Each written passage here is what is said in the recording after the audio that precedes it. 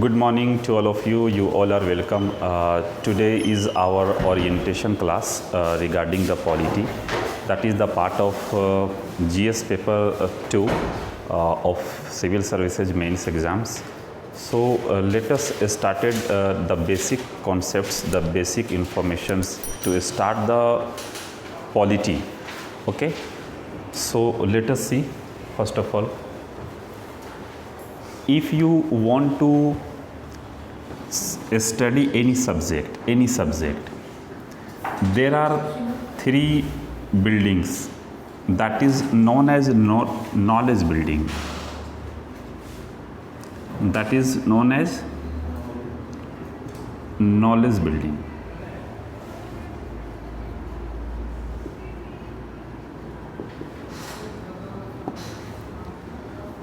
The first building of knowledge, that is interest building. Interest building. If you have interest in any subject, definitely you can understand. An understanding of any subject, that is known as a concept building. Are you getting? So that is the concept building.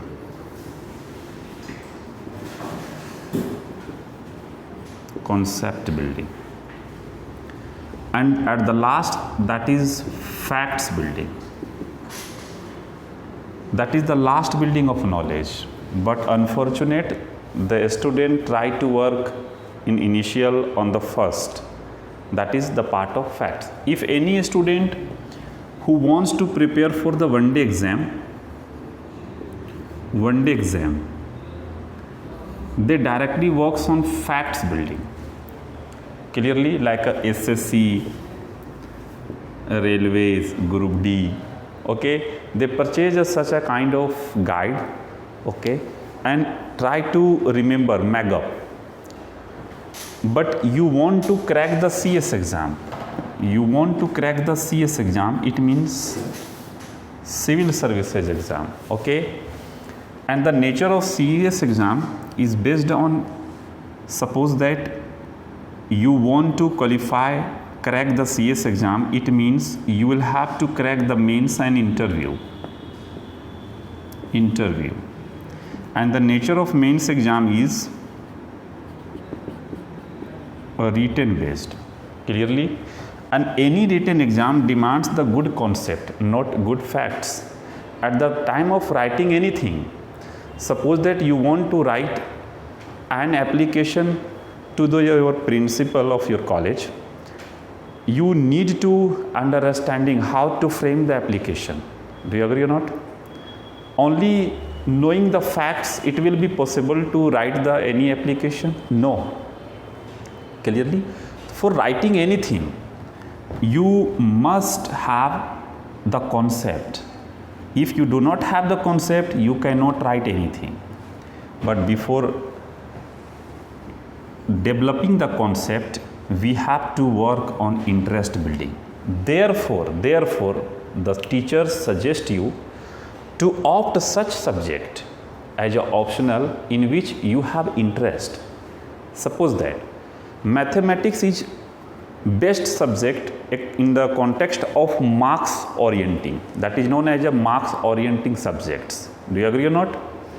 But if we do not have interest in the mathematics, it is possible for us to gain the more marks? No. But Shruti Sharma had the interest in history. Therefore, she has get the top rank in civil services or not. Clearly, thus history is known not as the marks orienting subject.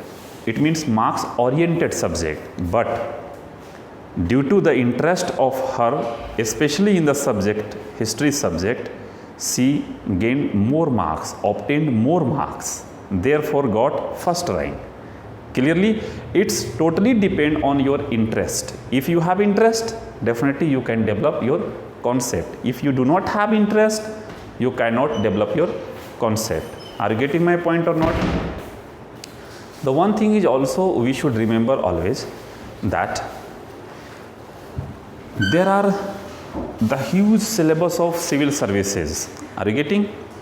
In that syllabus, there are some subjects you can feel more easier to understand. Suppose that polity, economics, geography, history. But if you have the background of arts, it will be tough tasks to understand, especially the sections which relating to the science, like a science technology. If you have interest in science, but you do not have the interest in history, definitely you will feel more tough tasks in especially history at the time of covering the history section, cultural section. Clearly, therefore, if you want to enhance your knowledge, especially you enhance your knowledge, please switch your phone, okay? Enhance your knowledge. First of all, try to work on your interest building. If you do not have interest, that will be very tough for you to cover the any subject. If you cover that, you cannot gain more marks. Clearly, and without gaining the more marks, it will be possible to qualify the civil services? No. So please try to work, first of all, interest in any subject. It doesn't matter, that will be not your background, part of your background, okay? First of all, try to develop your interest. Clearly, second thing is that, see the AC, tube light, fan, these are the facts. You cannot install these facts without developing your structure. It is possible? You cannot install. So the developing the structure, that is the part of your concept. Clearly, if you can develop your concept in any subject, you can install any facts.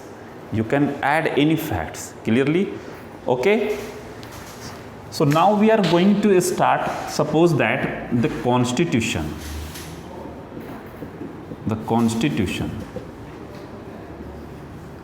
and directly if we work on facts, it means we will have to remember the articles, how many parts.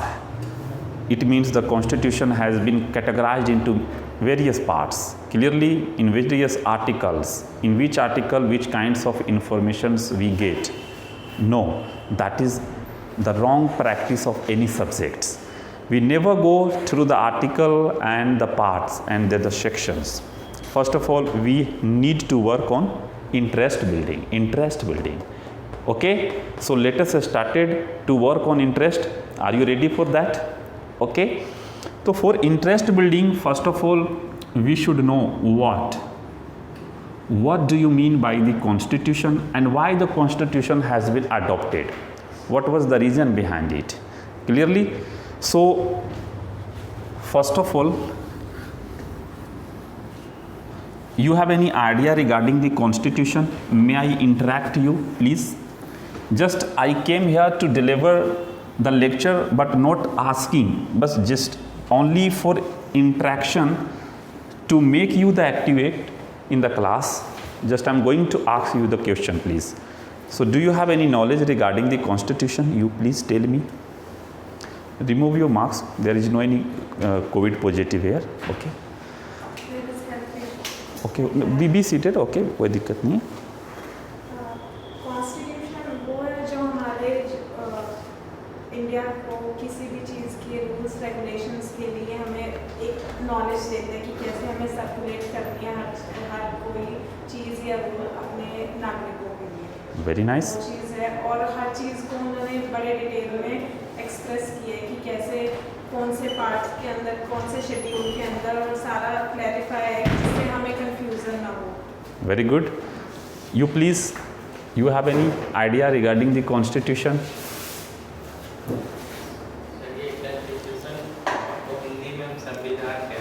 You please do not tell about the Samvidhan. We want to know about the constitution. Okay, tell me.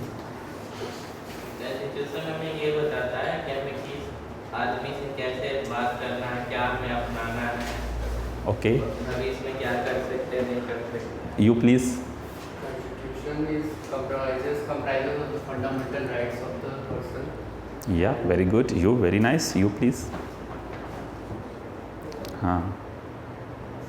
Okay, don't worry. Listen carefully.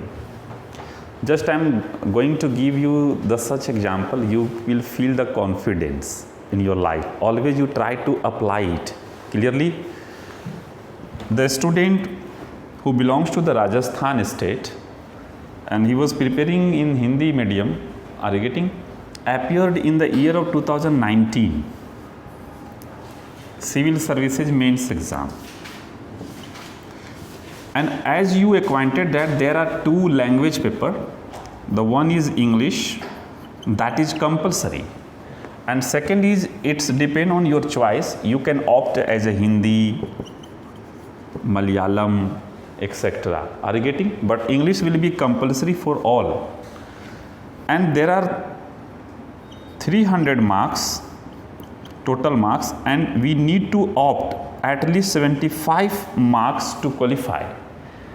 But the student who obtained only 9 marks out of 300, you can imagine about him. Are you getting my point or not? Out of 300, a student obtains only 9 marks. It shows that he is not able to qualify the single paper of UPSC. How it is possible to become an IAS? Are you getting my point or not? But the one lesson is that here we have to clear. Sir, language doesn't determine कि हमारी knowledge क्या है, कि हिंदी वाले भी best करते हैं अपने उसमें और इंग्लिश वाले भी. So हम लोग ये नहीं कह सकते कि इंग्लिश की प्रेफरेंस ना लेके हम लोग अपने नेशन को सर्व नहीं कर सकते. Our question is not really according to the relevant of the language and Hindi. Please remove your marks. Please remove your marks. Remove. Okay. We are not talking about the relevancy of the language. We are not talking about the priority the government is giving or not. We are talking the example. Listen carefully. And I checked him. He was very weak in English. Are you getting my point or not? But a student who will not qualify the language paper, it means how it will be possible to qualify the whole paper of the UPSC? Will be possible or not? No. I taught him. I have the confidence. I have proud. Are you getting my point? I have taught him, and now in the year of 2020, he appeared in the interview. Clearly. And I have confidence. The one day will come before him. He will qualify the civil services exam because he has many attempts. Clearly or not? The student who achieved this range from the initial stage, from the bottom, and now he is appearing in the interview. You can imagine about him. Are you getting my point or not? The UPSC, why not given the 0 marks? The question is that in the dictionary of UPSC, there is no any terminology like absolutely wrong and absolutely right. No any student will get the 0 marks in the mains. Are you getting my point? Whatever you will write, it doesn't matter, that will not be appropriate. But little bit, that will be the answer. Therefore, the teacher suggests you, do not leave your questions blank. Clearly, please try to write anything. You will get little bit. Are you getting or not? The same thing, the same pattern adopted the UPSC. The UPSC never accept like absolutely right. That's why the topper also get only the 51% marks in mains exam and qualified for the tops. Do you agree or not? Only 51% marks और topper हो गया UPSC का. You can imagine about him. इसका मतलब है he did not get the proper marks. As the CBSE pattern, the student gets 99.99. Do you agree or not? 98% marks. The UPSC never accept this pattern. Never accept. Clearly? So the same thing, whatever you told about the constitution, just I asked you. That is the part of answer. Clearly, not absolutely wrong. That is part of answer. Absolutely right तो मैं भी नहीं हूँ. Clearly, the teacher who is teaching the polity, the constitution, they cannot be the absolutely right according to UPSC. Clearly? So now please let us start it. Let us start it. What? The constitution is a kind of document kind of document in which the rule of governance has been written. How to govern the country, how to govern the country. You will get the information in the constitution, how to govern. देश चलेगा कैसे, कहाँ पता चलेगा आपको? Constitution में पता चलेगा. But the question is that who will govern the country? Who will be the operator? Who will be the operator? Suppose that I am operator of this phone, management is operator of this coaching, clearly, but who will be operator of this country? Clearly, the government. But which kinds of government? Which kinds of government? What will be the nature? Nature कैसा होगा? Okay. The second point is that nature of government. Nature of government. Clearly, क्या हुआ? हाँ, note down. You have to note down, please. Note down. From start here.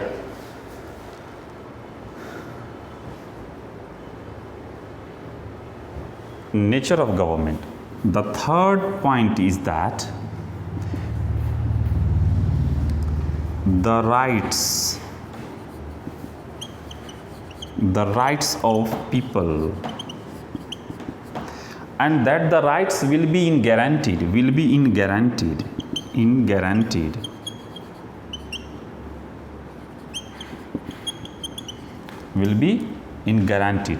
guaranteed. It means nobody will take away your rights from you, nobody will abridge your rights, nobody violate your rights, even you cannot give up. Clearly, आप भी क्या करोगे, इसको छीन नहीं सकते हो. Clear हो रही कि नहीं हो रही है? लेक्चर को हिंदी इंग्लिश मिक्स किया जाए या फिर कंप्लीटली इंग्लिश में किया जाए? क्या हुआ, मिक्स किया जाए या इंग्लिश में? वन बाय वन बोल देता हूँ, क्या करना है आप जी? यू ओके, यू नहीं, जिसमें कंफर्टेबल, जिसमें समझ लें आप. किस में करें मैम? मिक्स कर लें. चलो, सबका साथ सबका विकास, that is our principle. Clearly, have you listen the name of सबका साथ सबका विकास? गुड. देखो, the rights of people, it means in guaranteed, nobody will take away, कोई नहीं छीनेगा. You can not give up, आप भी नहीं त्याग सकते. Clearly, but when the government will be despotic, it means तानाशाह. Your right will not be in guarantee. Definitely the government will try to abridge. How the government will become the despotic? When the whole power will be saturated in one hand. Clearly, when suppose that, have you visited the Red Fort in Delhi? You will get the Diwan-e-Aam, where the Badshah used to sit there and try to deliver the justice to the common people. The common people, which is known as Aam, Diwan-e-Aam. Diwan, it means such a place. Clearly, और आम मतलब नागरिक, जनता. Diwan-e-Aam. बादशाह बैठता था वहाँ पे justice के तरह ऊपर, एक बहुत बड़ा एक होते थे ऊंचाई पे, और उस पे बैठते थे. But Diwan-e-Khas, the special personality used to sit with the Badshah, it means emperor, to make the law. That's why the place is known as Diwan-e-Khas. The same emperor used to deliver the justice, formulating the law. It means the whole works were exercised by the only one person. Clearly, it means the whole power were saturated in one hand. Therefore, the king is known as despotic. Clearly, but in India, the chief justice is different, prime minister is different, president is different, and every personality has different kinds of power. Clearly, therefore, the government cannot become despotic according to our constitution. Clearly, good. So, any government should not be the despotic. Our constitution makers mentioned the principle the separation of power, the separation of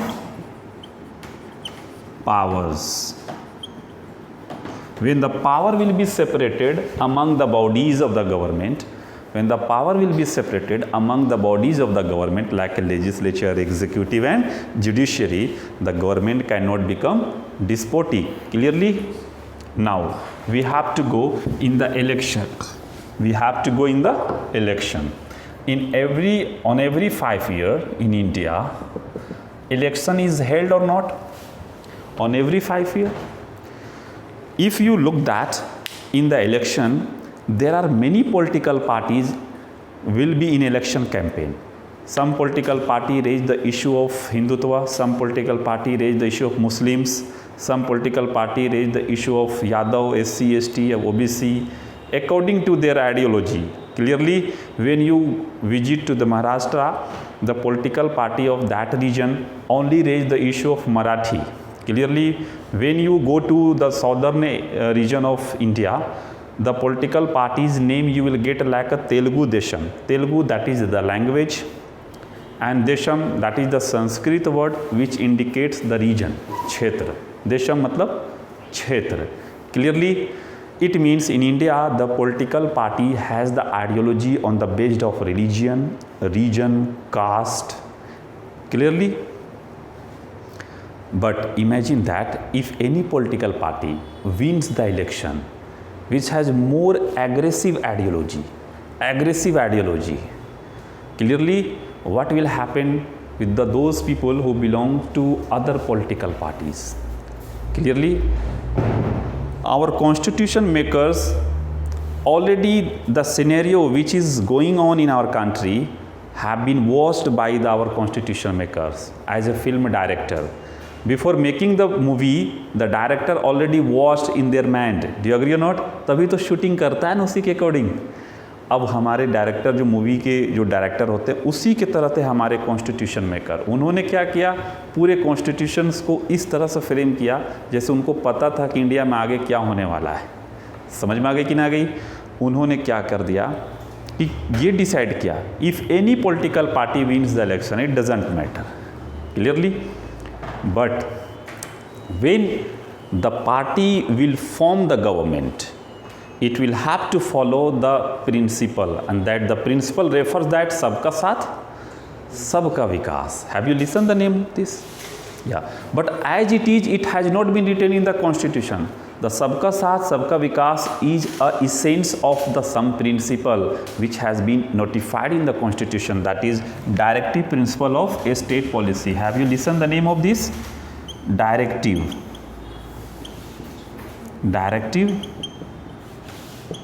principles of state policy. Directive principle of state policy. Direction देने वाला principal किसको direction देगा? State को देगा. किस लिए? Policy की. इसी का इसेंस, इसी को निचोड़ोगे तो क्या निकलेगा? सबका साथ, सबका विकास. Clearly? Are you getting my point और not? Therefore the any government, suppose that form the government and try to work and make the policy. Suppose that government has made the policy for developing the highways, and government has developed the, suppose that Bundelkhand expressway, but you will get the any signboard, this expressway is only for BJP voters?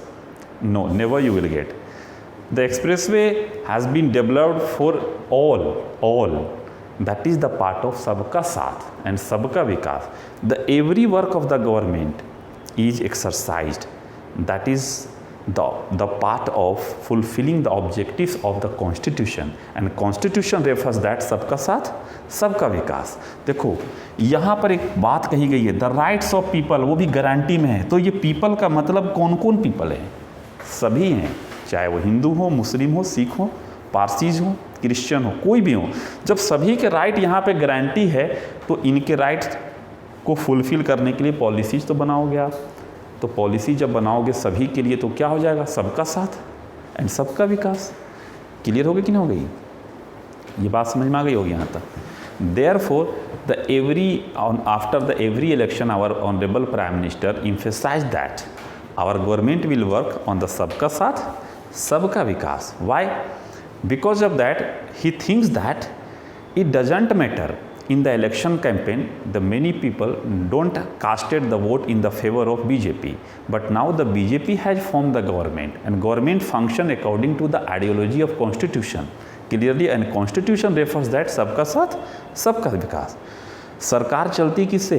संविधान से चलती है. तभी तो यहाँ लिखा हुआ है rule of the governance. Country चलेगा कैसे? संविधान से चलेगा, और संविधान ही कहता है सबका साथ सबका विकास. तो सरकार तो मजबूर है करने के लिए. ये बात समझ में आ गई होगी. यानी every government will have to obey this principle. देखो, the constitution made the principle for the government to obey, but now you have to think that this constitution gives you the rights in guarantee. Why not it will expect from you? Suppose that your parents invest the money in you for study, your personality development, but they have some expectation. First of all, you will give the result, number one. Number two, in the old age you will try to serve the parents, and suppose that your parents thinks that he and she cannot do anything in life. Imagine that, can invest in yourself? No. Clearly, if the parents has expectation from us, so why not the constitution provides you the guarantee act? Clearly, the rights in the guarantee, therefore the constitution also expects from you to obey some duties. Clearly, so therefore Constitution also mention the fundamental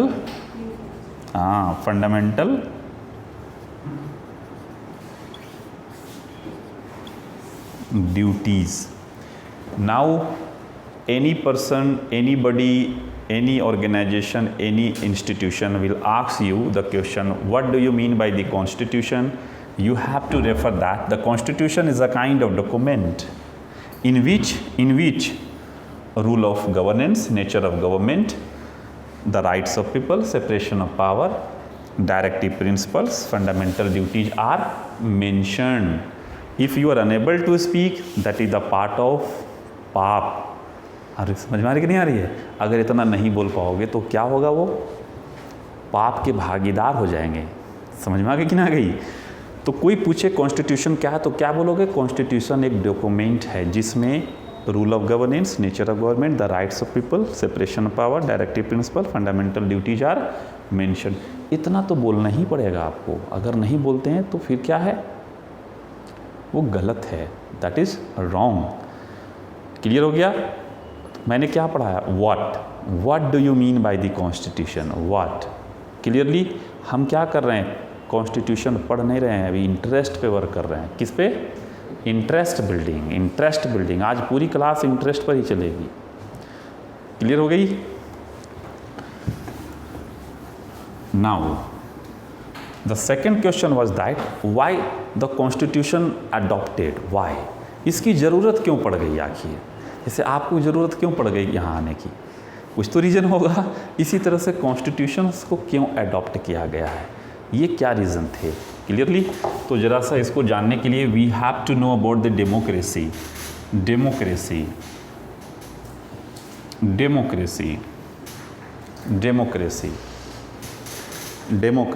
okay, already you know about the democracy, for the people, by the people. Have you listened to this definition which has been given by the Abraham Lincoln? Clearly, but he was Abraham Lincoln. He can understand everything in one point, in one line. We are not the Abraham Lincoln, and UPSC demands the answer in at least 150 words. Clearly, in that situation Abraham Lincoln cannot be applied there. Clearly, but we will start from the same points which has been given by him. Number one, democracy का मतलब क्या होता है? जनता का, of the people. Clearly क्या है? Of the people, of the people, of the people. वो क्या ऑफ द पीपल? जो भी काम होगा किसका होगा? पीपल का होगा. अगर ये पता चले कि अगर ये ऑर्गेनाइजेशन मेरी हो, clearly the organisation will be accountable to me और नॉट। अगर ये पूरा का पूरा सिस्टम आपका है तो सिस्टम अकाउंटेबल किसके प्रति होगा? आपके प्रति होगा। समझ में आ गई कि नहीं होगी? यानी it will be accountable to you. The democracy it means the system, the system will be accountable to the people. System will be accountable to the people. Are you getting my point or not?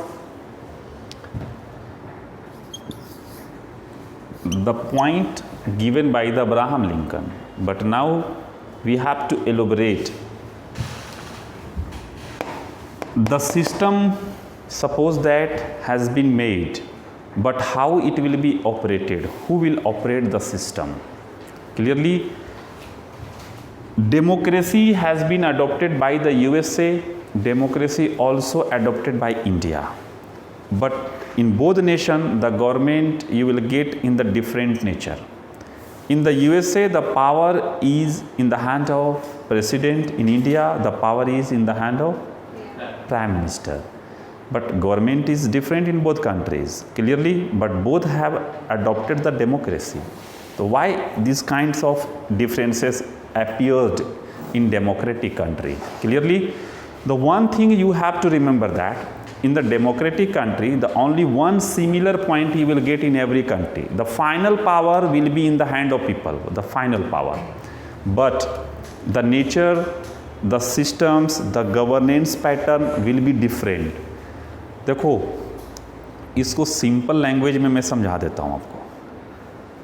लोकतंत्र में केवल एक ही चीज़ similar होती है हर जगह, और वो है कि फाइनल पावर किसके पास होगा? पीपल के पास। बाकी चीज़ें आपको डिफरेंट दिखेंगी। गवर्नेंस के पैटर्न, गवर्नमेंट के नेचर, ये सब जगह आपको डिफरेंट दिखेगा। जैसे यूएसए ले लो और इंडिया ले लो। समझ में आ गई कि नहीं आ गई? गुड। तो यहाँ पे नेचर ऑफ गवर्नमेंट बताना होगा आपको। क्या बताना होगा? Nature of the government. Note करते चलना आप। Nature of the government.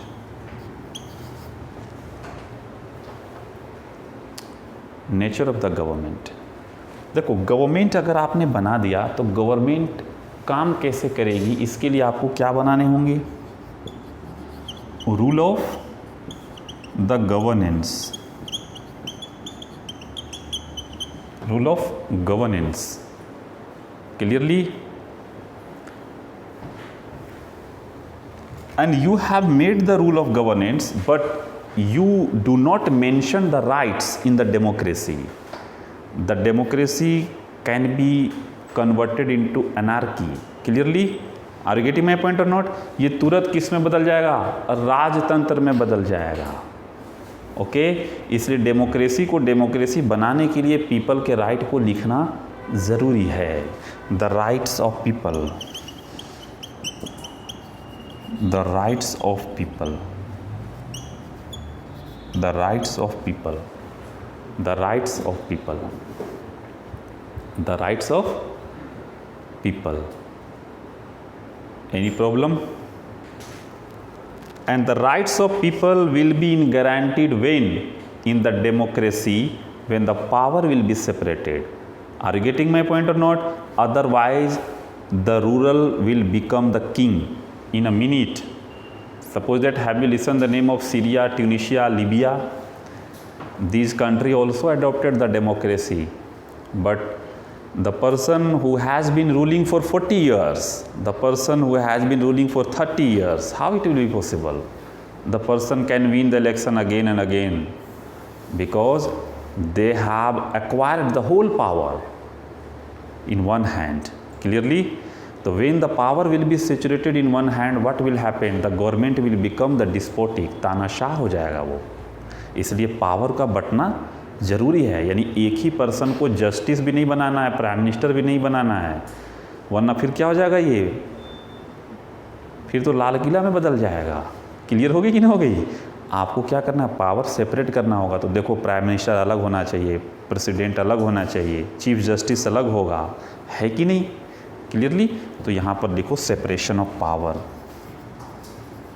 Separation of powers, separation of powers, separation of powers.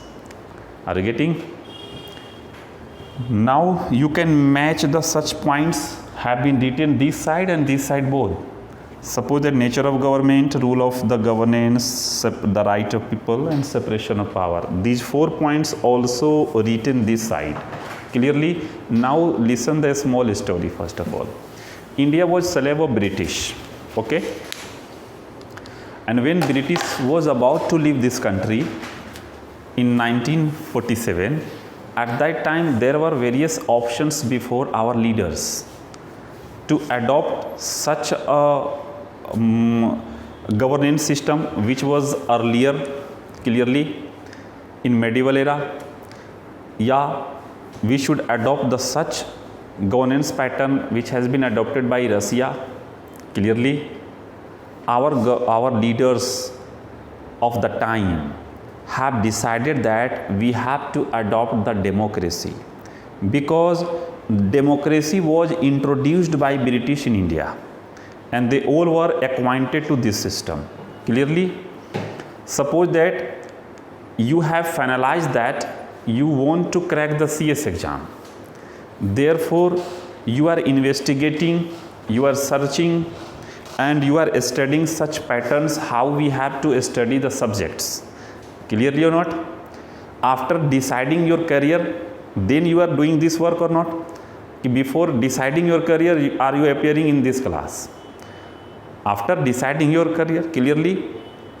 The same thing, our leader have decided that we have to adopt the democracy. They have started to research, clearly, and try to take the experience of different kinds of constitution of the world, clearly.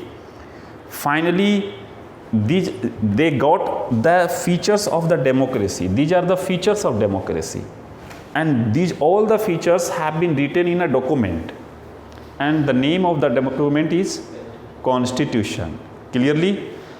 The question is that which comes first, democracy or constitution? Anybody will ask you which comes first, democracy या constitution? Constitution. You please. पहले UPSC mind में आया, पहले अभिज्ञान में आ गए आप?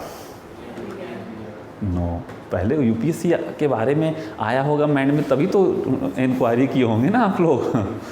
Clear हो गई कि नहीं हो गई? ऑलवेज मैं ये क्वेश्चंस पूछता हूँ हर स्टूडेंट, और सारे स्टूडेंट यही कहते हैं पहले कॉन्स्टिट्यूशन आ गया। पहले क्या आया? डेमोक्रेसी आया। पहले डेमोक्रेसी को लाया किसने था? ब्रिटिशों ने लाया था।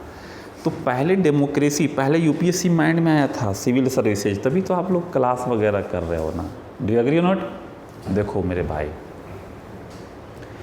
पहले ये आया और इन्हीं बातों को एक सिस्टम के तहत एक डॉक्यूमेंट में लिख दिया गया, और इसका नाम क्या दिया गया? कॉन्स्टिट्यूशन दिया गया। पहले डेमोक्रेसी आया और उन्हीं के फीचर को लिखा गया है। किस में लिखा गया? एक डॉक्यूमेंट में लिखा गया। जैसे मैं पूरी बात को लिख दूं एक कॉपी में और इसका नाम क्या दे दूं? कॉन्स्टिट्यूशन। क्लियर हो गई कि नहीं हो गई? तो the democracy comes first, therefore it's the feature of the democracy.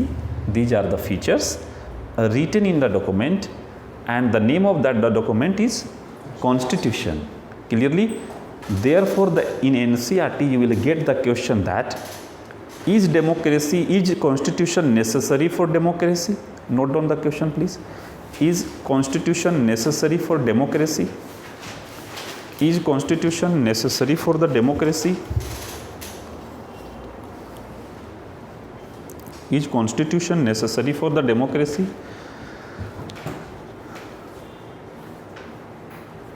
Is constitution necessary for the democracy? Listen please.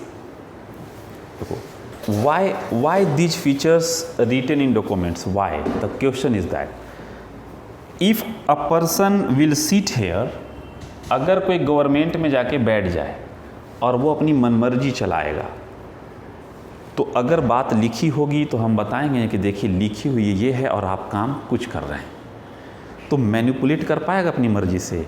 नहीं कर पाएगा। Any government you ask they will tell you I will never commit the mistake. कोई भी सरकार से पूछो कि क्या आप कोई गलती करते हैं, तो वो कहेंगी ना, हमसे बेहतर शासन कोई चला ही नहीं सकता। समझ में आ गया कि ना? कांग्रेस की सरकार से पूछ लो, बीजेपी की सरकार से पूछ लो, पर आप जब उनसे कहते हो कि आपकी सरकार ठीक से काम कर रही है, कभी गलत नहीं कर सकती, लेकिन गलत होता है कि नहीं होता है? होता है ना। तो जब लिखा हुआ रहेगा कॉन्स्टिट्यूशन में, तभी तो चैलेंज कर पाओगे जा कर के कि सर देखिए लिखा हुआ ये और आप समझा रहे हैं कुछ। जैसे मैंने मान लिया कि गलत पढ़ाया आपको और लिखा कुछ नहीं है आप, अब बाहर में कहीं पर जाकर के किसी को सुनाया कि हाँ सर ने ये पढ़ाया है, और उसने कहा अभी तो बिल्कुल गलत कॉन्सेप्ट है। आप आओगे यहाँ पे, कहोगे सर आपने ऐसे गलत क्यों पढ़ा दिया? हमने क्या क्या पढ़ाया? तो आप रिपीट करोगे। मैं कहाँ लिखा हुआ है, क्या प्रूफ है कि मैंने पढ़ाया है? कर पाओगे कुछ आप? लेकिन अगर जो बात मैं लिख रहा हूँ उसको लिख लोगे, नोट कर लोगे आप, तब दिखाओगे देखिए लिखवाया कि नहीं है, तो फिर मैं क्या कर सकता हूँ? कुछ करूँगा? नहीं। तो the government can not manipulate according to their interest, therefore the matters and features will be written in the document we can prove as evidence clearly, and nobody, no any government can misuse it, no any government can manipulate it, and the government cannot become despotic। जब manipulate नहीं करेगा तो क्या होगा? Despotic नहीं बन पाएगी, वरना क्या करेगी? कहेगी जो हम कर रहे हैं वही सही है। क्लियरली? तो अगर लिखी हुई रहेगी बात तो हम कहेंगे कि नहीं, आप जो कर रहे हो वो गलत है, कॉन्स्टिट्यूशन में ये बात लिखी गई है और कर रहे हैं आप कुछ और। समझ में आ गई? यही रीज़न है कि कॉन्स्टिट्यूशन को लिखा गया। Why the constitution adopted? इसलिए अडॉप्ट किया गया क्योंकि हमने डेमोक्रेसी को अडॉप्ट किया है। अगर डेमोक्रेसी को अडॉप्ट नहीं करते तो कॉन्स्टिट्यूशन की ज़रूरत नहीं पड़ती। बिकॉज इन द आप जब देखोगे राजा महाराजा जब शासन करते थे तो एक कॉन्सेप्ट था, the king of the word of the king is the law and king can do no wrong. राजा के शब्द ही क्या हैं? कानून हैं, और राजा क्या कभी गलत नहीं कर सकता। पर यहाँ पर कॉन्स्टिट्यूशन है, यहाँ पर हम मानते हैं कि प्राइम मिनिस्टर गलती कर सकता है, प्रेसिडेंट गलती कर सकता है, तो उनको हटाने के लिए प्रोसीजर बने हुए हैं कि नहीं बने हुए हैं? क्लियर हो गई कि नहीं हो गई? तो कॉन्स्टिट्यूशन में वो सारी बातें लिख दी गई कि अगर कोई भी गलती करेगा तो उनके अगेंस्ट में एक्शन लिया जा सकता है। पर राजा के खिलाफ एक्शन लिया जा सकता था उस वक्त? नो।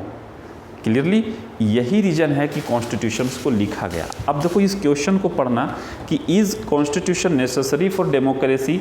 इस क्वेश्चन को लिखने के लिए ज़रा देखो, दो टर्मिनोलॉजी का नॉलेज होना ज़रूरी है कि नहीं है? किसका किसका? एक तो कॉन्स्टिट्यूशन का और दूसरा डेमोक्रेसी का। अगर ये छोटा सा क्वेश्चंस को लिखने के लिए अगर दो वर्ड के बारे में इंफॉर्मेशन नहीं है तो नहीं लिख पाओगे। क्लियर होगी? अब देखो इसका आंसर लिखोगे कैसे?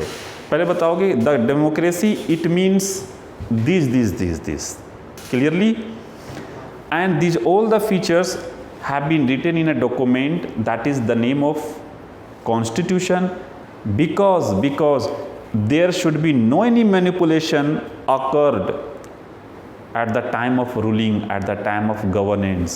When it will be in the written forms, it will be presented as evidence. Therefore, in the every country of the world where the democracy has been adopted, the constitution also adopted. Clear हो कि नहीं? जहाँ भी democracy है वहाँ क्या है? Constitution है। जहाँ डेमोक्रेसी रहेगी कॉन्स्टिट्यूशन आएगा ही आएगा, वरना फिर डेमोक्रेसी नहीं रह जाएगी। यहाँ तक समझ में आ गई होगी बात आपको? आ गई जी?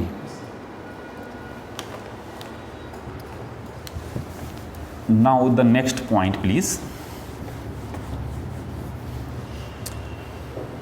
Listen carefully. The constitution is a document that is rule of governance. Rule of governance. The question is that What do you mean by governance? What do you mean by? Clearly पहली line में क्या हो जाओगे? फंस जाओगे।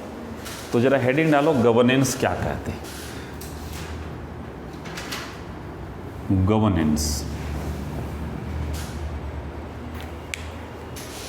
governance. First of all, try to note down 2 lines and we will try to make you the understand an easy way. Okay, whatever government does according to law is called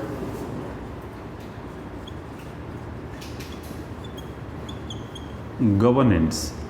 इसका मतलब है सरकार जो कुछ भी करती है, जिस नियम के अनुसार करती है, क्या कहते हैं? गवर्नेंस कहते हैं.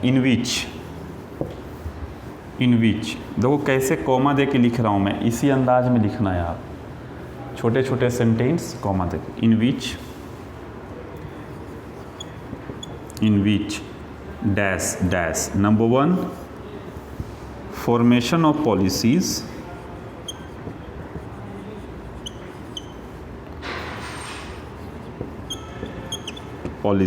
Number 2, implementation of policies. Number 3, decision making are included.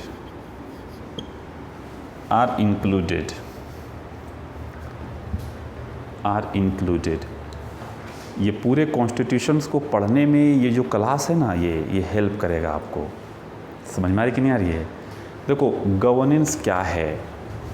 Governance का मतलब होता है वट एवर गवर्नमेंट डज, यानी गवर्नमेंट जो कुछ भी काम करेगी वो किसका पार्ट होगा? गवर्नेंस का पार्ट होगा. आखिर गवर्नमेंट का काम क्या है?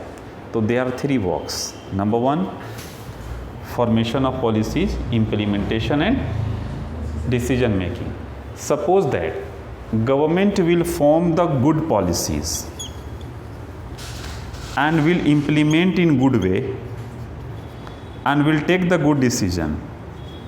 What will be called it? Good governance.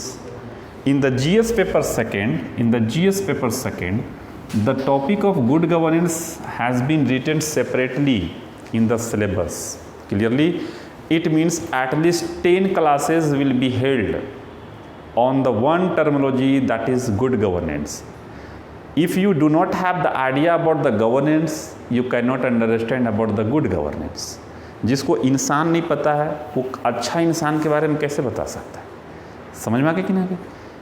तो जिसको गवर्नेंस ना पता हो गुड कैसे कर सकता है? समझ में आ गई कि नहीं आ गई? जिसको आंसर लिखने नहीं आ रहा वो अच्छा आंसर कैसे लिखेगा? कुछ क्लियर हो गई? अब देखो क्वेश्चन ये होता है कि आखिर ये गुड गवर्नेंस आएगा कैसे यहाँ पे?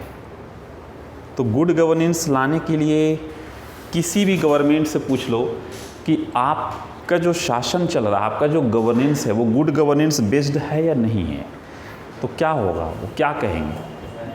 वो हमेशा कहेंगे whether the government of the BJP and the Congress या other political parties, definitely they will refer that our government is functioning on the good governance. It means implementing the good governance. Clearly? But we are the people of India. Clearly? We have the right to check the governance. Clearly? Whether the government is implementing the good governance or not. इसको check कौन करेगा? The people of India. Clearly? Check कैसे करोगे? तरीका क्या हो? जैसे मैं कहूँगा कि मैं अच्छा पढ़ा रहा हूँ, इसको चेक कौन करेगा? बताओ तो. स्टूडेंट करेंगे? आप लोग करेंगे? मैं तो हमेशा कहूँगा कि मैं अच्छा पढ़ा रहा हूँ. कोई टीचर कहेगा कि मैं ख़राब पढ़ा रहा हूँ? पर अच्छा और ख़राब का जानते हैं, ये टेस्ट करने का राइट एक ही के पास है, वो है स्टूडेंट है. क्लियर हो गई कि नहीं हो गई? अगर मेरी बातों को एक्सेप्ट ज़्यादा करोगे इसका मतलब है कि मैं ठीक पढ़ा रहा हूँ. अगर उठ करके भागना शुरू कर दो तो क्या हो जाएगा? समझ जाओ कि टीचिंग ठीक नहीं है. देखो मेरे भाई, यही चीज़ अप्लाई करना है गुड गवर्नेंस में. Just I am going to give you the example. Suppose that I have purchased a shirt for you. Okay, I'm your brother and I have accountability, responsibility towards you. Clearly, and I have purchased the shirt and your size is 30 and the shirt I have purchased the 40. Clearly, your color choice is black, I have purchased the white color. Your color choice, your size not matching. Clearly, it is possibility to like the shirt? No. But at the time of purchasing the shirt and I should consult over the phone and I should ask what's your color choice please, what's your size please, and then I should purchase. What will be the probability? Definitely he will like or not? Like. The government has made the policy for farmers, made the law for the farmers without asking, without consulting. Suppose I have purchased the shirt without asking, without consulting. He did not like the shirt, therefore the farmer also rejected the law. Clearly, and sit on the road for 1 year. In Delhi, do you agree or not? After the 1 year, the government has repealed the law. It means taken back. Clearly, अगर अच्छा होता shirt तो reject करते, वैसे ही अगर कानून अच्छा होता तो रिजेक्ट करते किसान? नहीं न करते। तो अगर लॉ, अगर कोई भी चीज़ अच्छी होगी तो उसका एक्सेप्टेंसी होगी, यानी कि उसका रिजेक्शन होगा, एक्सेप्टिंग होगी। क्लियर हो गई कि नहीं हो गई? बट अगर किसानों का जो लॉ था, अगर वो सरकार बनाने से पहले बात कर ली होती किसानों के ऑर्गेनाइजेशन से, तो बताइए इतना साल भर बैठना पड़ता उनको रोड पे? नहीं ना।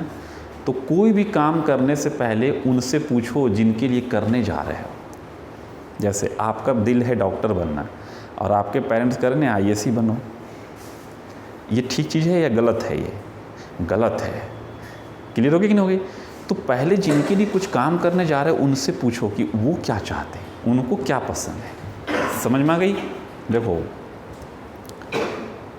अगर गवर्नमेंट की कोई भी पॉलिसीज़ का एक्सेप्टेंसी अगर ज़्यादा हो तो समझ जाना कि गुड गवर्नेंस है, और अगर उसका अगेंस्ट में लोग अगर रोड पर आ जा रहे हैं तो आप समझना कि गुड गवर्नेंस फेल है।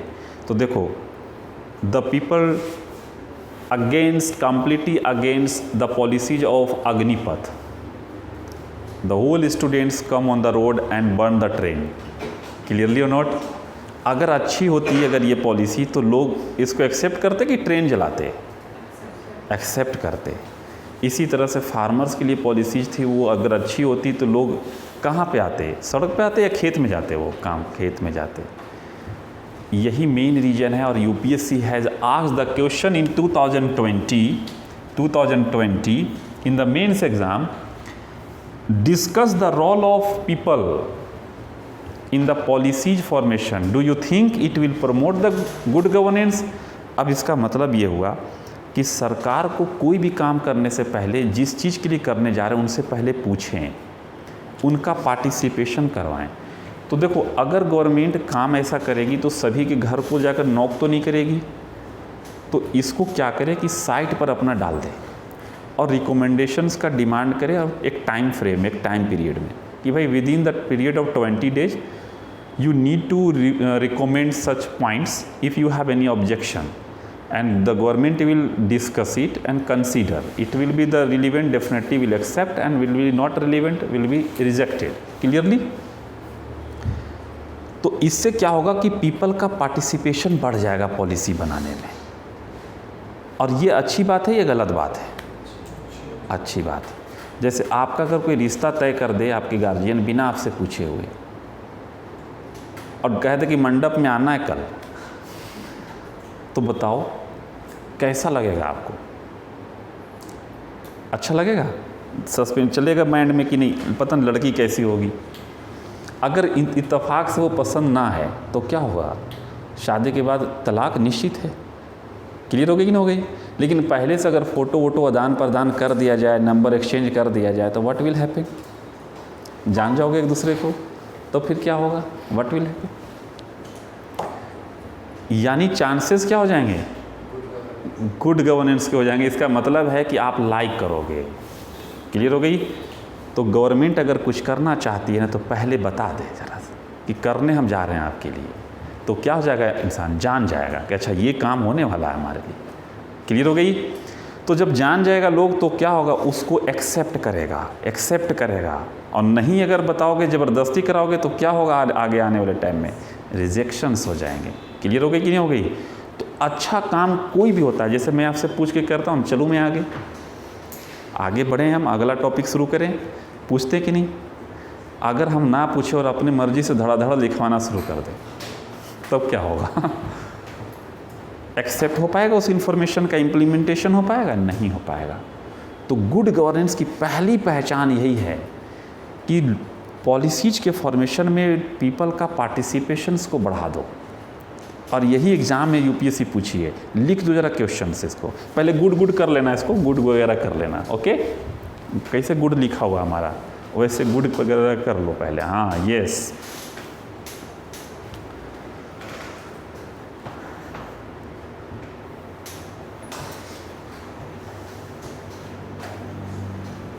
ओके, लिखो,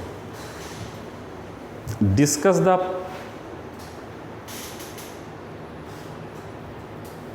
participation of people in policies formation.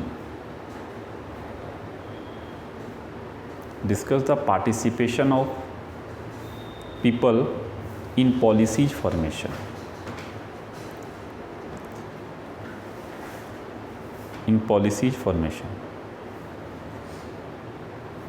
Do you think it will promote the good governance? Promote the good governance. Good governance. Promote the good governance. Clearly. अब आप बताओ, ये गुड गवर्नेंस प्रमोट करेगा या कि नहीं करेगा? करेगा ना। अब ज़्यादा से ज़्यादा लोग क्या करेंगे, पार्टिसिपेट करेंगे। उनको लगेगा अच्छा हमसे पूछ रहा है, तो मेरी बातों को सुनना चाह रही है गवर्नमेंट। और अगर पता चला 2 पॉइंट एक्सेप्ट कर ली तो और हैप्पी। क्लियरली तो लगेगा अच्छा ये पॉलिसी जो बनाई गई है वो हमारे लिए और हमसे पूछ के बनाई गई है, तो देखो एक्सेप्ट ज़्यादा करोगे। क्लियर हो गई कि नहीं हो गई? अब गार्जियन आपको फ़ोटो दिखला दे, नंबर भी दे दे, दोनों को मिला भी दे, और उसके बाद शादी करा, और शादी के बाद कहोगे कि नहीं ये लड़की पसंद नहीं है या लड़का पसंद नहीं है, तो गार्जियन पिटाई करेंगे ना आपकी। एग्री और नॉट? कि हमने पहले सब कुछ कर दिया, उसके बाद अब क्या करें, ऑब्जेक्शंस करना ही है। क्लियर हो गई कि नहीं हो गई? कोई ग्राउंड बनेगा ऑब्जेक्शन करने का? नहीं ना, कि ऑब्जेक्शन करना था तो पहले करना चाहिए था, अब क्यों कर रहे हैं आप? क्लियर हो गई होगी? देखो यही है पार्टिसिपेशन। अगर आपसे पूछ लेगी गवर्नमेंट, आपसे रिकमेंडेशन ले लेगी और फिर पॉलिसीज़ बनाएगी, तो पॉलिसीज़ की एक्सेप्टेंसी ज़्यादा हो जाएगी। क्लियर हो गई यहाँ तक?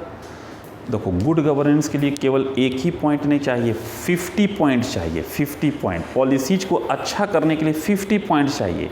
पर आज 50 नहीं बताएंगे, आज 2 पॉइंट्स बताएंगे और 48 रिजर्व कर लेंगे। क्लियर हो गई कि नहीं हो गई? पॉइंट नंबर 2 देखो कैसे है। ये सारे क्वेश्चन यूपीएससी पूछ चुकी है, मैं वो पूछ रहा हूँ। देखो पॉलिसीज को अच्छा बनाना, मीडिया का नाम जानते होंगे, media.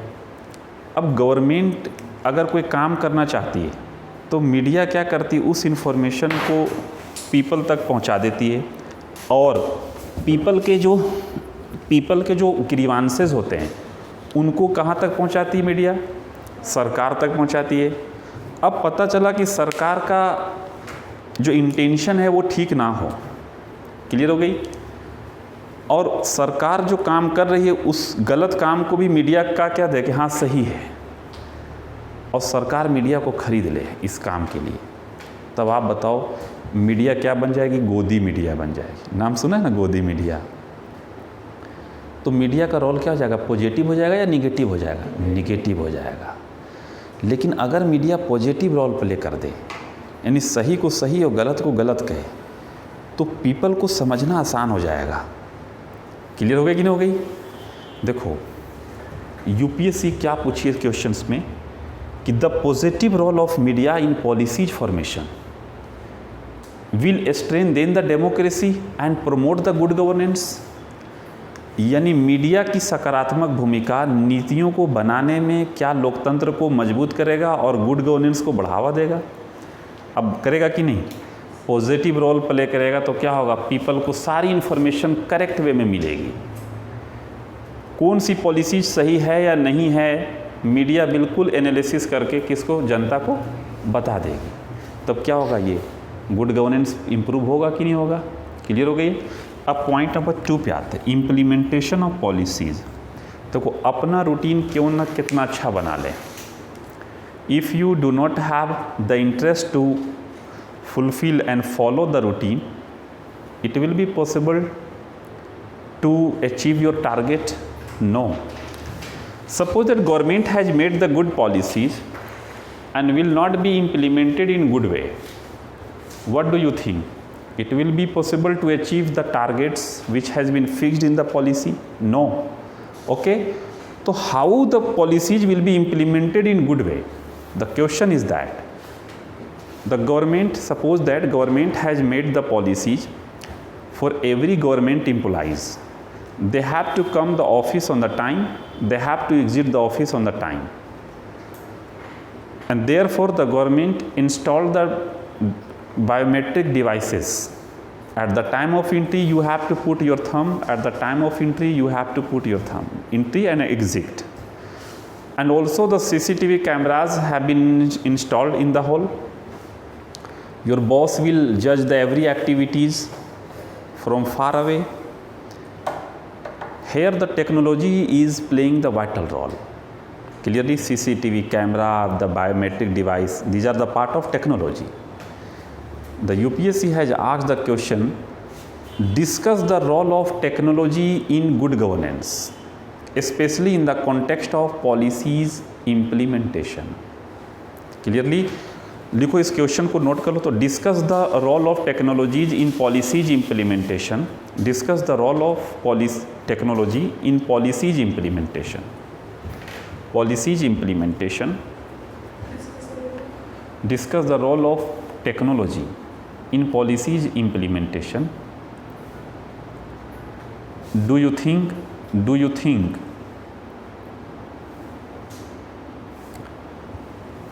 it will promote the good governance? Good governance.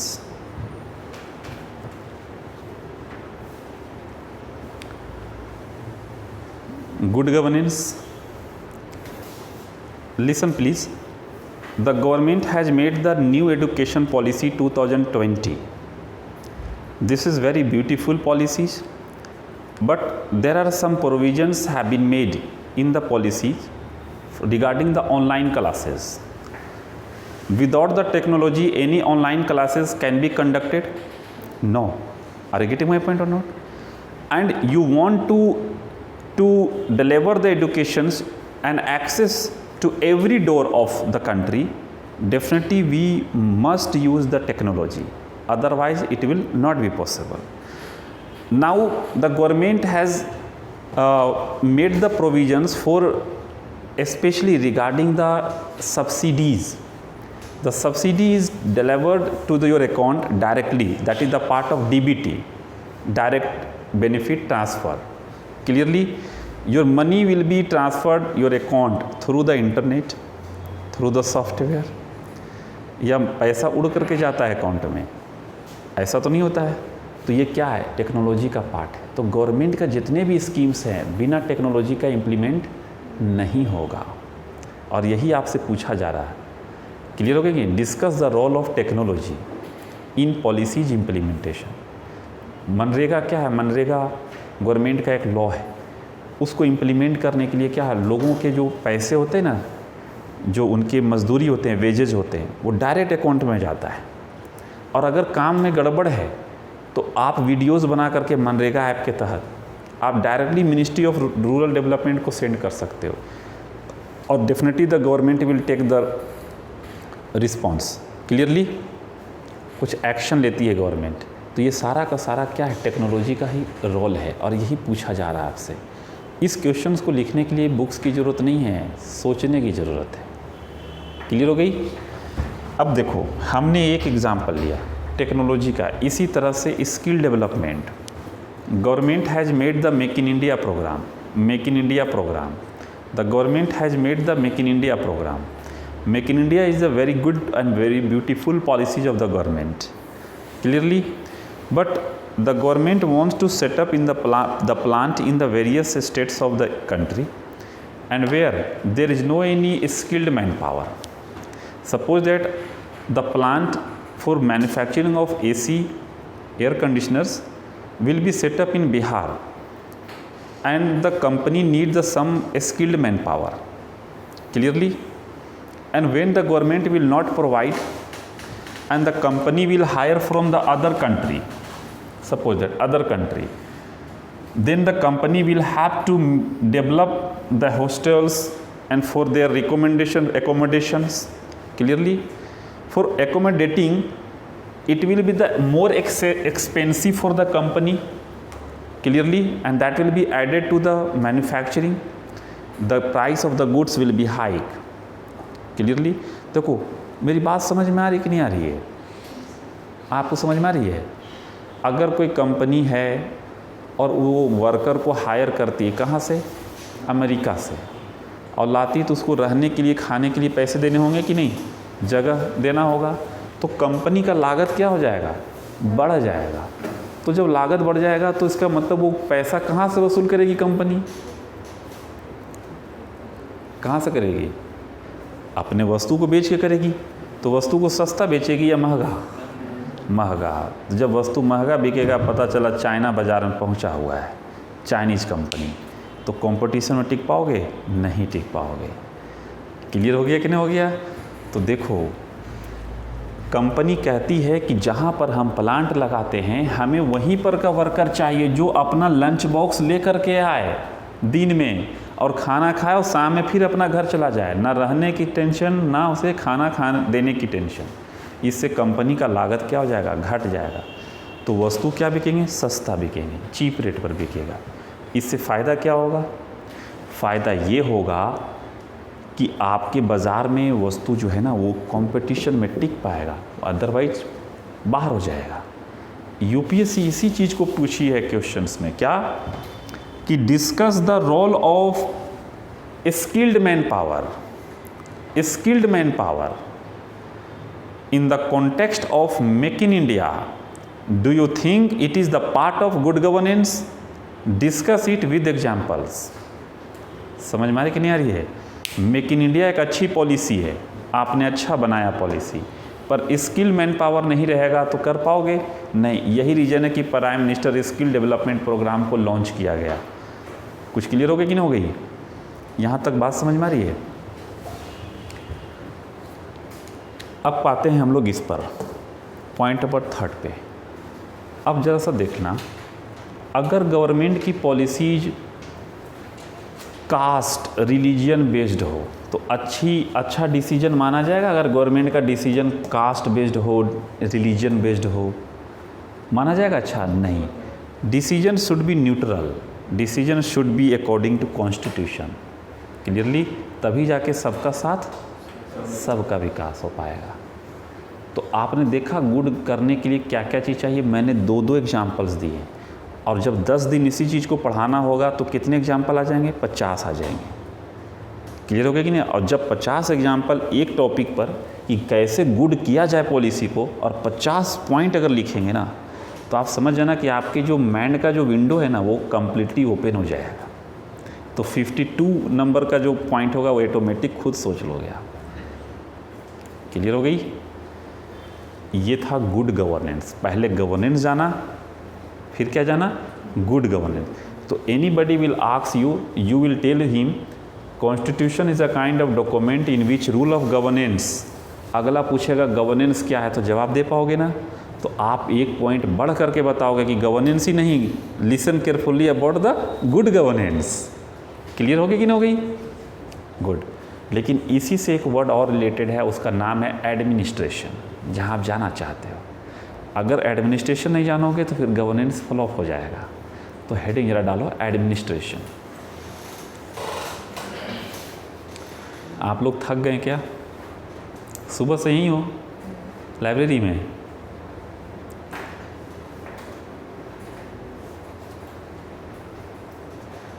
वाह। Governance,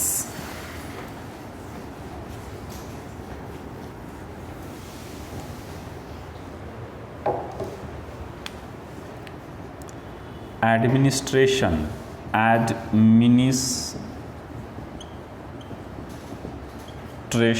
administration. Okay, first of all try to note down 2 lines. It is functional body of the government,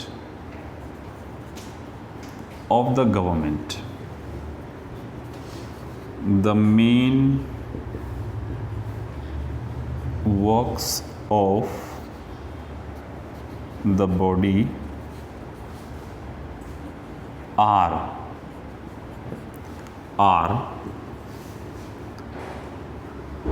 implementation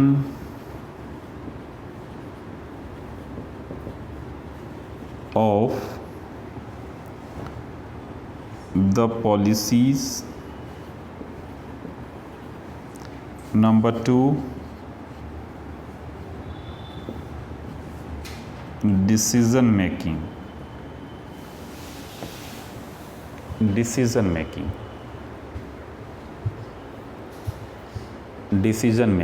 okay, देखो ये जो है ना, यहाँ पे हमने लिखा था वट एवर गवर्नमेंट डज, सरकार जो कुछ भी करती है। अब सरकार कितना काम करती है? 3 काम करती है। क्या क्या? Formation, implementation, decision. क्लियरली। अब ये लिख रहा हूँ यहाँ पर कि ये it is the functional body of government. अब मेरी बॉडी को ना गवर्नमेंट मान लो थोड़ा देर के लिए, ये पूरी बॉडी क्या है? गवर्नमेंट है। अब this is the functional body. Okay, clear हो गई बात? इस बॉडी का काम क्या है? जैसे मैं चल रहा हूँ, चल कौन रहा है? बेचारा पैर चल रहा है। आज तक किसी ने कहा आपका पैर बहुत अच्छा चलता है समझ में आ गई ना? कोई नहीं कहता। ये इसको क्रेडिट ही नहीं मिलती है। आप लिख रहे हो, जबकि आपका लिख कौन रहा है? हाथ लिख रहा है। किसी ने कहा आपका हाथ बहुत अच्छा लिखता है, क्रेडिट मेन बॉडी को मिलता है, नहीं आप अच्छा लिखते हो। क्लियरली। तो एडमिनिस्ट्रेशन इस हाथ और पैर की तरह है, हैंड और लेग की तरह है कि ये कितना भी अच्छा काम कर ले, क्रेडिट मेन बॉडी को मिलेगी। ये है it is the functional body of government. Government की फंक्शनल बॉडी है। अब गवर्नमेंट यहाँ पे फर्स्ट काम करती है पॉलिसीज़ को फॉर्मेशन करना। पॉलिसीज़ बना के कहती है तुम इम्प्लीमेंट करो। जैसे मेरा माइंड ने कहा, मेन बॉडी कहा पैर को चलो, पैर क्या करता है? चलना शुरू कर दिया। क्लियरली हो गई? तो यहाँ पे गवर्नमेंट जब पॉलिसीज़ बना के इसको कहती है तुम इम्प्लीमेंट करो, तो क्या करता है? ये इम्प्लीमेंट करता है। क्लियर हो गई कि नहीं हो गई? तो गवर्नमेंट की जो पॉलिसीज़ बनाने वाली बॉडी अलग है, इम्प्लीमेंट करने वाली बॉडी अलग है। यहाँ पर क्या हो रहा है? इम्प्लीमेंट हो रहा है। यही रीज़न है कि जब आप डिस्ट्रिक्ट मजिस्ट्रेट बनोगे तो कितना भी अच्छा काम कर लेंगे, जब इलेक्शन आएगा ना तो वहाँ के जो चीफ मिनिस्टर होंगे वो कहेंगे देखो सड़कें जो चमक रही हैं, जो आपको हमने लाइन एंड ऑर्डर जो मेंटेन किया है वो हमारे वजह से है, जबकि किया किसने था? आपने की थी। क्लियर हो गई? चला दिन भर कौन बेचारा? पैर पूरी क्लास में खड़ा रहा है ये। क्लियरली। पर आज मैं कहूँ जा कर के बाहर मैं खड़ा था आज, क्रेडिट पैर को कभी नहीं मिलता है। क्लियर हो गई कि नहीं हो गई? ये हिडन है, इसलिए फंक्शनल बॉडी को क्रेडिट कभी नहीं मिलेगी। आप कितना भी अच्छा काम करोगे, क्रेडिट कौन लेगा? गवर्नमेंट लेगी। क्यों? क्योंकि आप उनके फंक्शनल बॉडी हैं। यहाँ तक समझ में आ गई कि नहीं आ गई? अब देखो यहाँ पर तो प्रॉब्लम किसी भी ब्यूरोक्रेट्स को नहीं होता है, प्रॉब्लम यहाँ होती है डिसीजन मेकिंग पे। और UPSC decision making ability test through the exam. Suppose that in the pre, have you listen the name of CSAT? Civil services aptitude test.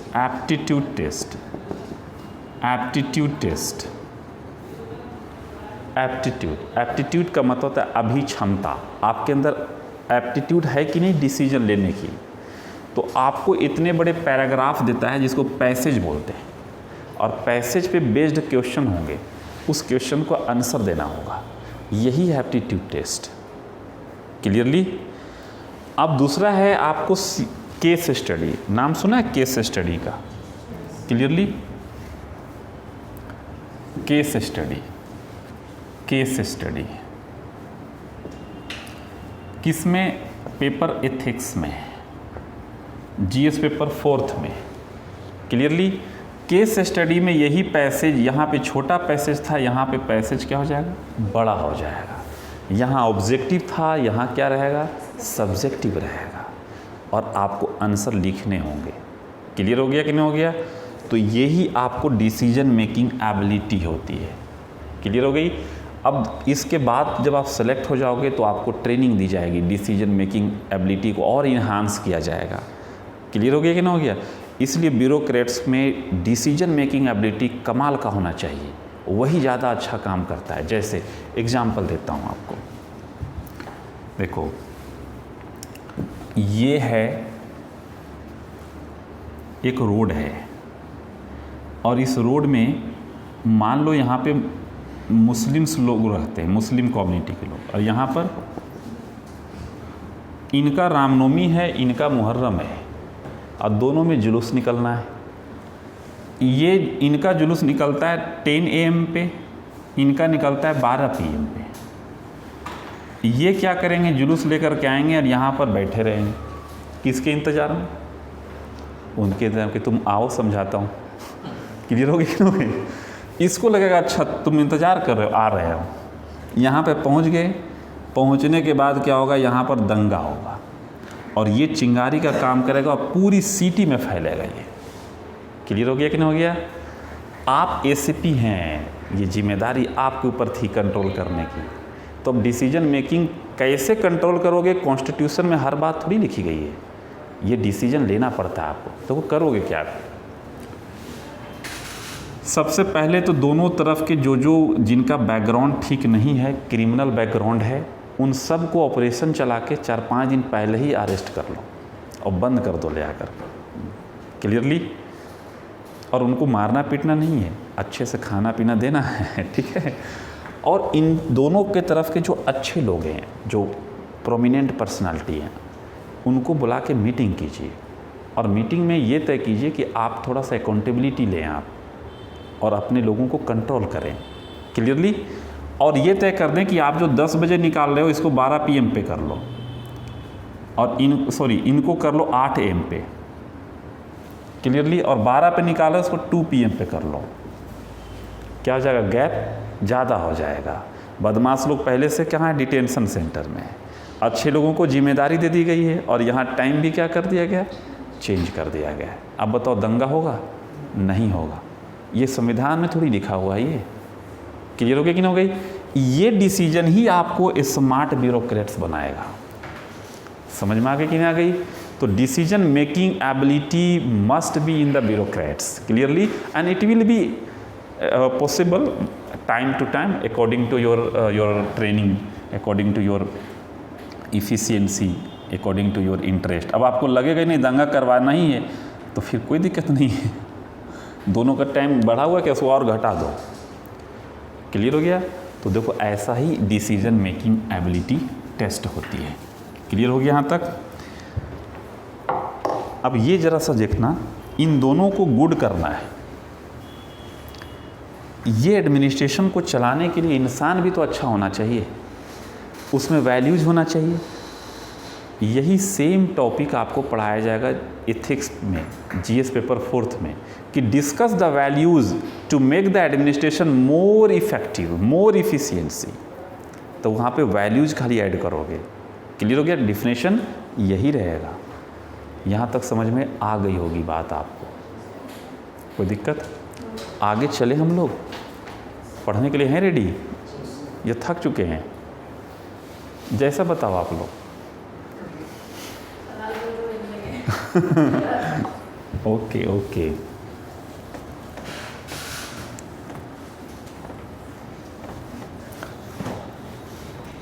देखो हमने क्या पढ़ाया आपको?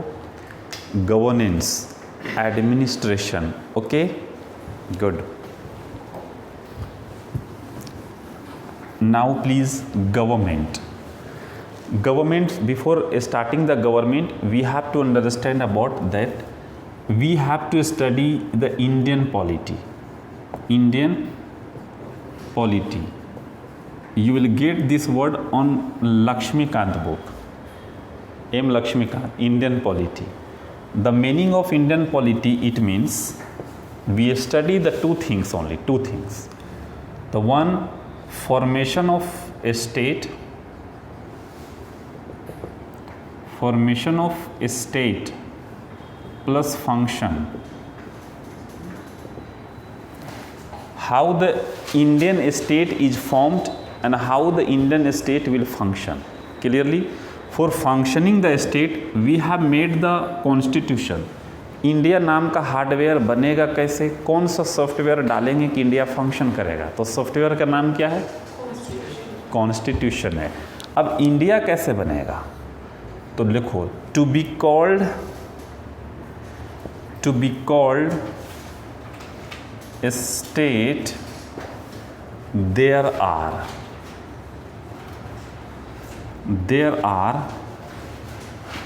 4 ग्राउंड्स। नंबर 1, देखो इंडिया बनने के लिए, राज्य बनने के लिए, स्टेट बनने के लिए 4 ग्राउंड चाहिए। नंबर 1 क्या है, फिक्स्ड लैंड, पहले ज़मीन चाहिए। इंडिया का मैप मैड में आ रहा है आप लोगों का, आ रहा है, फिक्स्ड है कि नहीं, ऐसा तो नहीं कल बदल जाएगा, ये तो नहीं होगा, ऐसा नहीं कि आज रात में हम लोग सोए और सुबह पता चला कश्मीर चाइना लेके भाग गया, ऐसा नहीं होने वाला, फिक्स्ड लैंड है। क्लियरली। नंबर 2, पॉपुलेशन, यहाँ पे फिक्स्ड नहीं लगाना है, इसमें फिक्स्ड नहीं लगाना है, ये क्या है, बढ़ता घटता रहता है। Clearly, good. Point number 3, government, and point number 4, sovereign. Sovereign it means powerful, इसको क्या बोलते हैं, पावरफुल। पावरफुल, अगर गवर्नमेंट पावरफुल नहीं रहेगी तो गवर्नमेंट आपके लिए डिसीजन सही से नहीं ले पाएगी। The external power will suppose that direct to the our government. Okay, देखो ये 4 ग्राउंड है, किसके लिए है, स्टेट के लिए। इंडिया बना है किस चीज़ से, 4 चीज़ से। अब ये मान लो मेरे बॉडी को इंडिया, अब इसमें डिसीजन मेकिंग बॉडी कौन सी दिख रही है, माइंड, यही गवर्नमेंट है। क्लियर हो गई कि नहीं हो गई। और ये पूरा का पूरा फिक्स्ड लैंड है, ऐसा नहीं कि सुबह उठ करके एक फीट बढ़ गया मैं, ऐसा नहीं होने वाला है। क्लियर हो गया। तो ये फिक्स्ड लैंड है और ये है गवर्नमेंट। क्लियरली।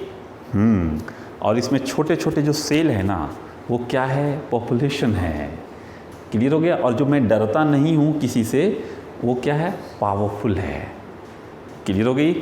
अब ये बताएंगे हम लोग कि गवर्नमेंट कहते किसको है।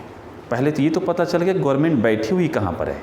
तो इंडिया नाम का एक स्टेट है, उसमें 4 पिलर है, जिसमें से एक पिलर कौन है, गवर्नमेंट है। क्लियरली। देखो ये सारा टर्मिनोलॉजी आता है, बार बार पॉलिटी पढ़ोगे अंदर में तो क्लियर हो गया। यही रीज़न है कि जब शुरू से पढ़ोगे तो बहुत लगेगा अच्छा ये चीज़ें थी, बीच में एंट्री मारने से थोड़ा सा दिक्कत तो होती है ना। कोई बात नहीं, करें हम लोग। Heading please, government.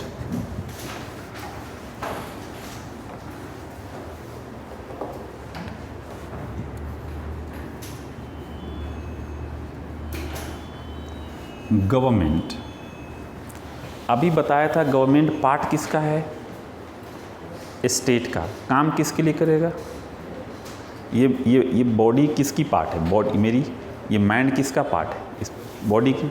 ये काम किसके लिए कर रहा है, मेरे लिए कर रहा है। क्लियर हो गया। लिखो, it is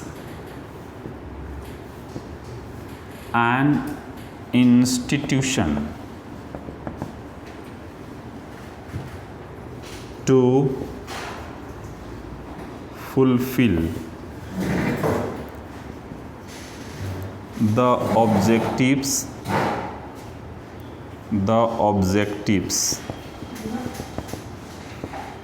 of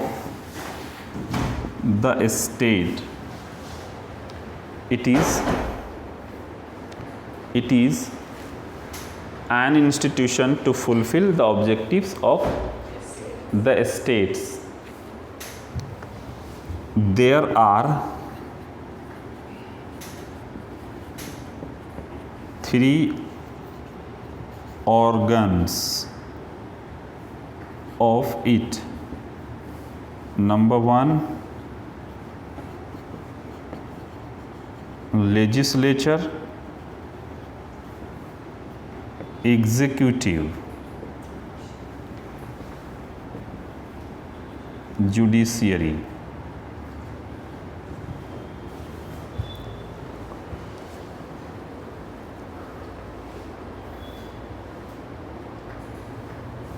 legislature, executive, judiciary. इसको फेयर करते हैं क्या जा कर के घर पे आप?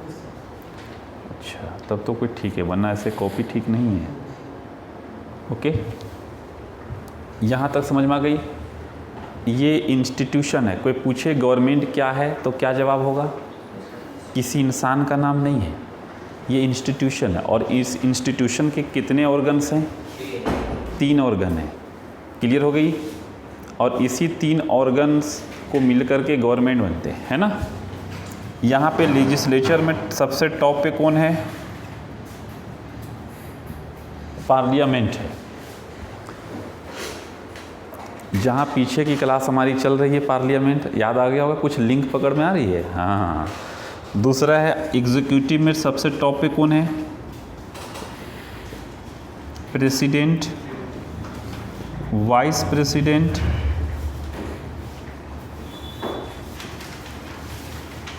PM and council of ministers, and at the last attorney general.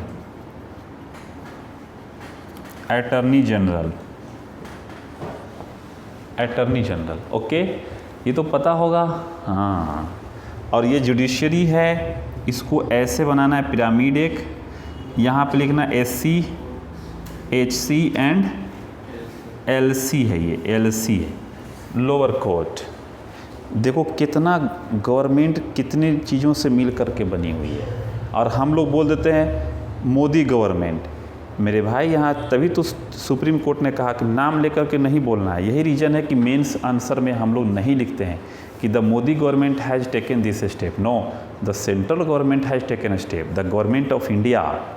Clearly, Modi ji, madam Murmu ji, these are the officers of the government of India. Clearly, हाँ, ये सब सरकार नहीं है, सरकार संस्था है, इंस्टीट्यूशन है। यहाँ तक बात समझ में आ रही है? कोई दिक्कत तो नहीं है ना? गुड। कहाँ छूट गया आपका? छूट गया क्या कुछ?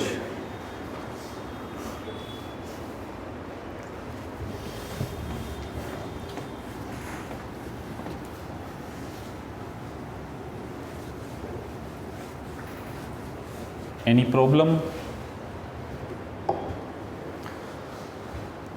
हमने क्या देखा? गवर्नमेंट देखा। अब गवर्नमेंट में क्या देखा? गवर्नमेंट एक इंस्टीट्यूशन है। अब ज़रा हम लोग चलते हैं पॉलिटिक्स में। पॉलिटिक्स, ये पॉलिटिक्स कहते किसको है? क्लियरली, हम लोग पॉलिटिक्स का मतलब समझते हैं कि किसी को चुनाव में हरा देना, जिता देना, उसी को पॉलिटिक्स कहते हैं। नो, स्टेट के ऑब्जेक्टिव को फुलफिल करने वाला इंस्टीट्यूशन का नाम क्या है?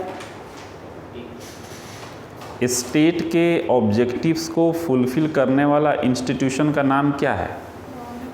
गवर्नमेंट है। पर गवर्नमेंट उस ऑब्जेक्टिव्स को फुलफिल करेगी कैसे? उसके लिए पॉलिसीज बनाएगी, और पॉलिसीज को बनाना ही क्या बोलते हैं? पॉलिटिक्स बोलते हैं। और हम लोग क्या जानते हैं कि नहीं, चुनाव में जीतना और चुनाव में हराना। नो, लिखो द पॉलिसीज लिखना, the policies which are made the policies which are made to fulfill the objectives of the state, which are made to fulfill the objectives, the policies which are made to fulfill the objectives of the state is called politics.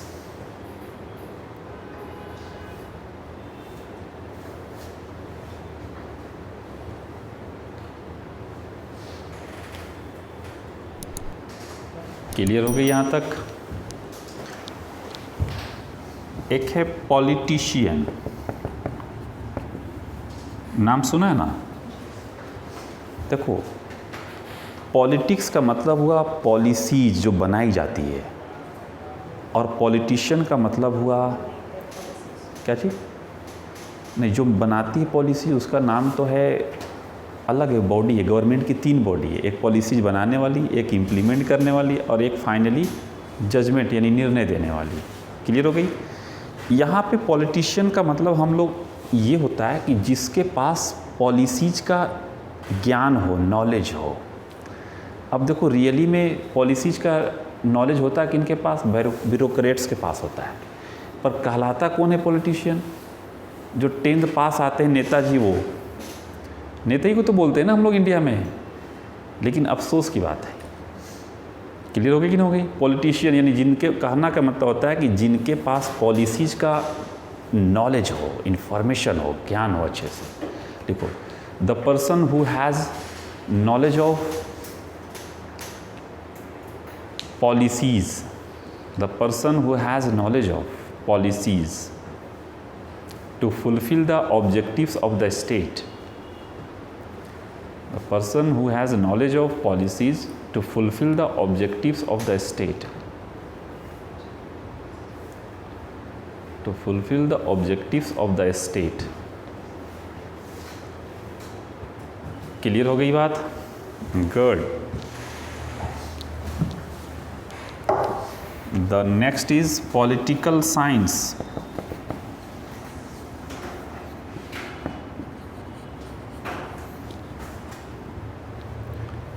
Political science, science का मतलब होता क्या है? हाँ? Science का मतलब क्या होता है जी? विज्ञान तो होता ही, हिंदी में बोल रहे हो ना आप?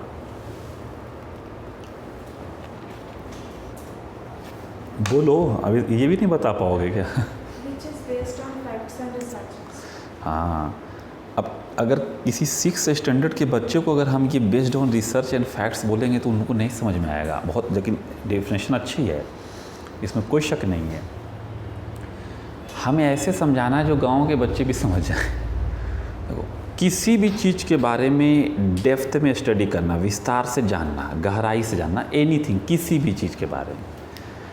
अगर हम जीव जंतु के बारे में जानेंगे तो क्या विज्ञान कहलाएगा? बायोलॉजी, है ना, जूलॉजी। अगर हम पेड़ पौधे के बारे में जानेंगे, बॉटनी। अगर हम केमिकल्स के बारे में जानेंगे, केमिस्ट्री। तो अगर हम स्टेट के पॉलिसीज के बारे में जानेंगे तो पॉलिटिकल साइंस। क्लियर हो गई कि नहीं हो गई? देखो, द डीप स्टडी, देखो, the deep study about the politics,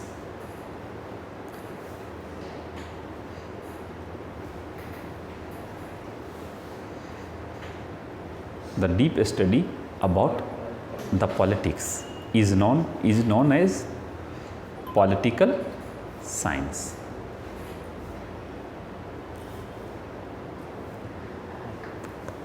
Here politics refers to, देखो, here politics refers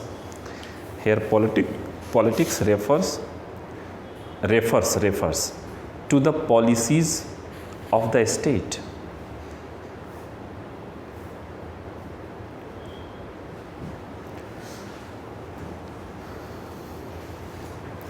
Policies of the state.